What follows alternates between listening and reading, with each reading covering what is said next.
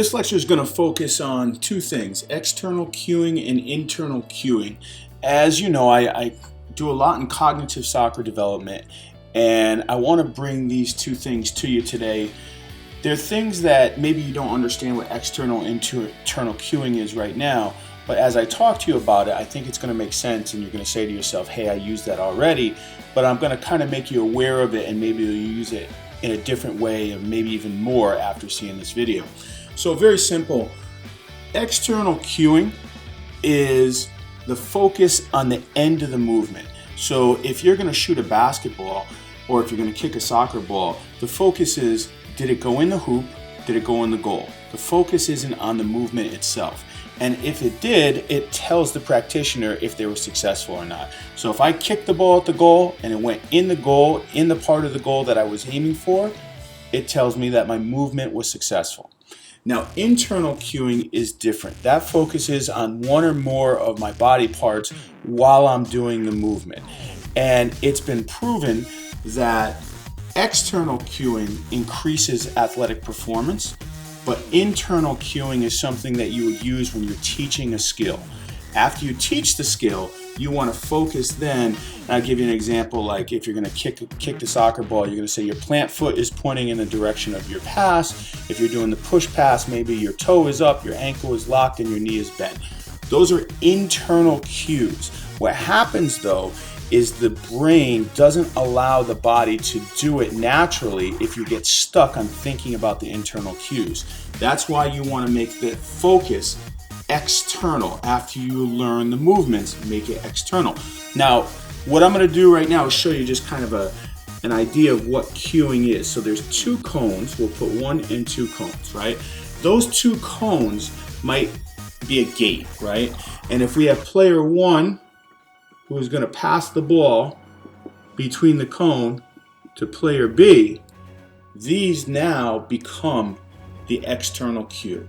The focus is not on his technique. It is, did the ball travel through the gate in between these cones to this player? And he focuses on the end result, not the internal, right? That's external cueing.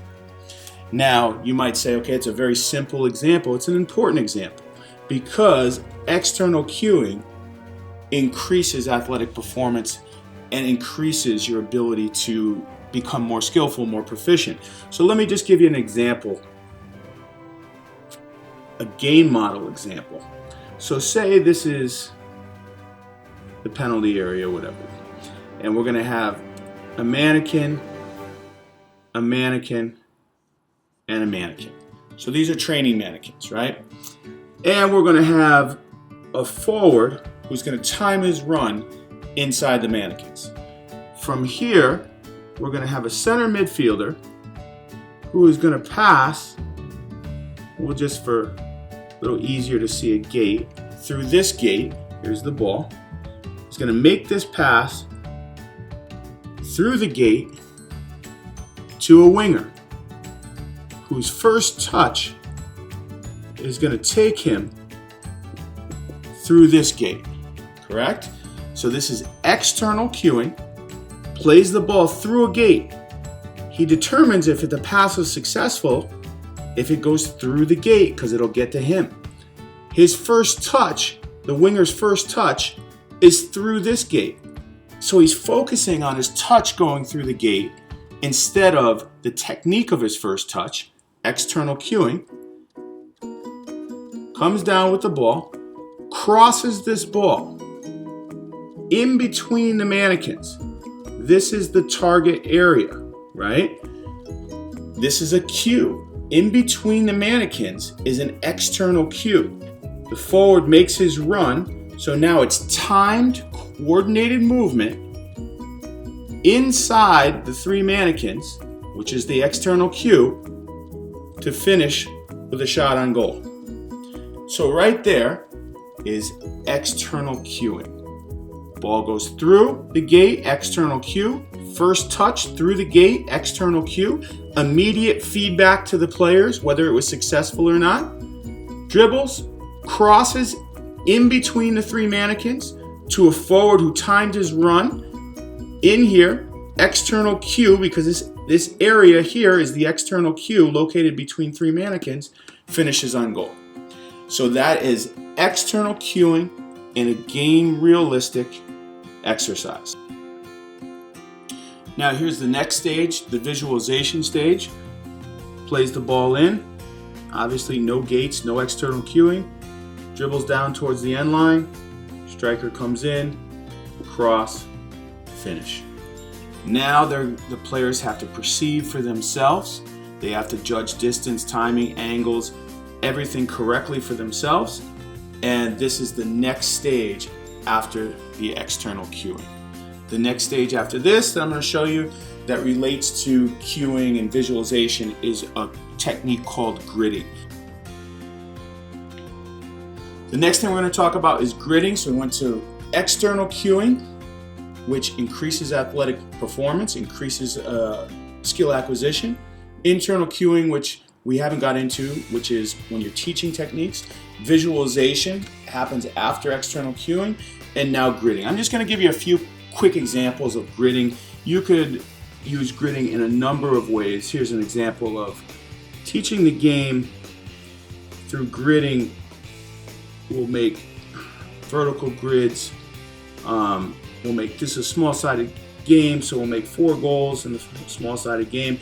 Let's just say that it's a 3 against 3, so in order to score, we're going to teach the players how to keep width. So width in the attack, simple rule.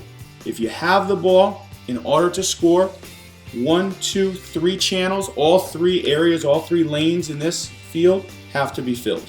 So what does that make? It makes players use the entire width of the field. Now the defending team doesn't have to do that. They can have 2 players there, 1 player there, whatever it is. They stay a little more compact if they'd like, but we still have to have each lane filled to score. And they can score on any of those 2 goals. And when you give them 2 goals, obviously it gives them twice the decisions to make. It makes it a little harder on the defensive team as well. This is a grid. This grid guides the players on how to create width in a game. There's a lot of different ways that you can use gridding. They can go from very, very simple ways to actually kind of more complex. I'll give you one more simple one. So again, we'll go small-sided game. We'll split the area into 3 different sections. Goal and go. These are small-sided goals, no goalkeepers. So we're going to say we're going to teach a support and attack. So in order to score, you got to have 1 player, minimum 1 player in the middle third. Nobody in your defensive third. So the other team has players here, here. They can even have a player here. But notice, mandated support and attack. It always keeps the spacing. If they play the game and they follow the rules, the gridding keeps the spacing for them, right? Support and attack. At least 1 player has to be in the middle zone, no one in the defensive, and that teaches the game. That's great. Next, I'll give you a little bit more advanced of an example, you could call it. If you want to teach defensive, let's say defensive compactness in a game, right?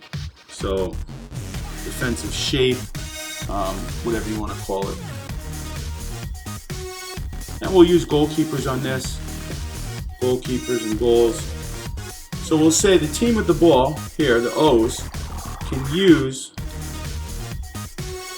the entire, all 3 zones, right? We are going to play with offsides. 1, so they have 1, 2, 3, 4, 5, 6, 7 players. 2, 3, 4, we'll call it 5 ball here, 6, and we'll call it 7. So what happens is the defending team, the X's, are only allowed to occupy when the ball's here 1, 2, 3, 4 squares, and obviously wherever they are, this is the offside line. If the ball comes in the middle, that'll be the one example where allow them to fill any squares. They could fill, but they can only go, if it's here, they can only go in these 6 squares. If it goes here, if they decide to switch the ball here, ball gets switched. Now every X has to come in, he has to come in, has to come in. Obviously they can come in here, and you can come in and squeeze here. So 1, 2, 3, 4, because the ball is here. If the ball is here, they fill 1, 2, 3, and 4. What does the grid teach? The grid teaches, in this case, defensive compactness, right? Now you could mandate the team who has the ball that they have to fill all 3 lanes to teach attacking with. So again, that's another way to use gridding to teach the game. Now if you want to use the entire field, as you can see, this is the entire field, so maybe zone 1, 2, 3, 4, and 5, and you could zone this whole field off, and you could use this in a number of ways to teach the game. You could tell your winger you can enter zone 1 and 2.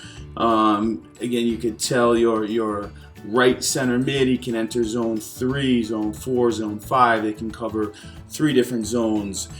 Your left center mid could cover zone 1, 2, and 3. You could use it for position like this. You could use it for, hey, every pass has to exit a zone, so 4 has to play into another zone, but they can't play straight into their own zone, so start to creating angles anywhere, all over the place. Pep Guardiola used this. He made this into a positional grid, a little bit different than this, and the positions of the players, you know, they knew where they had to operate in positional football, and he used that to teach the game. So as just a quick reminder, we went from external cueing, we went to visualization, and now we just went to gridding, which you can use in a million different ways. You can use gridding. I have an ebook called Coaching Soccer Using External, Internal Cueing, Gridding, and Visualization. Again, Coaching Soccer Using External, Internal Cueing plus Gridding and Visualization. That is available on Amazon.com. We can go very, very in depth into these topics. I kind of just gave you a very, very, very quick overview, but these types of things will make you a better coach. Is the more time you spend really investigating the topics like internal, external cueing, visualization, gridding, and restricted sense training, all these types of things will make you a better coach. And you'll go back and look at what you're doing right now and say to yourself, hey, I can improve what I'm doing because now I have a better understanding. And again, next I'm going to get into constraint-based training pretty soon on the lectures. Constraint-based training is another really interesting topic in cognitive soccer development. So encourage you to listen to the lectures, and I really think you're going to get something out of it.